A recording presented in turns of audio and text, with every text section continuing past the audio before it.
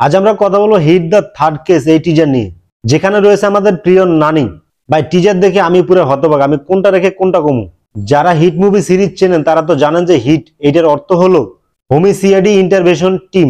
এটা সিআইডি পুলিশের একটি বিশেষ টিম যারা সমাজের সবচেয়ে জটিল আর নৃশংস হত্যাকাণ্ডের রহস্য উন্মোচন করে। এই সিরিজ প্রথম এসেছিল হিট দ্য ফার্স্ট কেস 2020-এ, যেখানে প্রধান চরিত্রে ছিল বিশ্বকুমার রাও। এরপর আমরা দেখলাম হিট দ্য সেকেন্ড কেস, যেখানে আদি বিশেষ প্রধান চরিত্রে ছিল।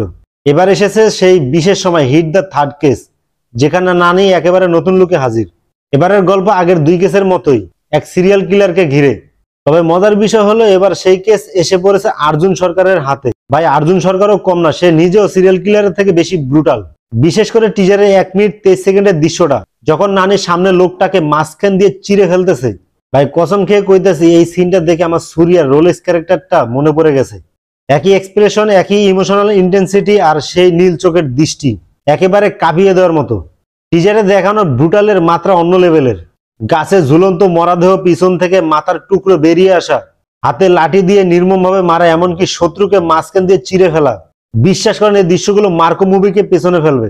এখন প্রশ্ন হলো কে এই সিরিয়াল কিলার।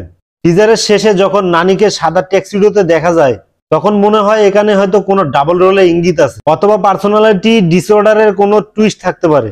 কিন্তু পুরো গল্পটা জানতে হলে আমাদের অপেক্ষা করতে হবে সিনেমা রিলিজ পর্যন্ত। আর একটা বড় প্রশ্ন, ভবিষ্যতে কি হিট ইউনিভার্সের সব অভিনেতাকে একসাথে করা হবে? নানির উপস্থিতি এই টিজারকে আরো বেশি ইন্টারেস্টিং করে তুলেছে। আসলে এটি একদম স্মার্ট কাট টিজার, কারণ এই টিজার যেমন এক্সাইটিং তেমনই অনেক প্রশ্ন রেখে যায় দর্শকদের মনে। আমি তো অপেক্ষায় থাকবে এই মুভিটা দেখার জন্য। এই মুভিটা মে মাসের 1 তারিখে সিনেমা হলে রিলিজ হবে। বর্তমান সময়ে ব্রুটাল মুভিগুলোর বেশ চাহিদা দর্শকদের মধ্যে, আর এই মুভি সেই তালিকায় নতুন মাত্রা যোগ করতে যাচ্ছে। আশা করি মুভিটা আমাদেরকে হতাশ করবে না। আজকের ভিডিও পর্যন্ত, ততক্ষণে ভালো থাকুন, সুস্থ থাকুন, আল্লাহ হাফেজ।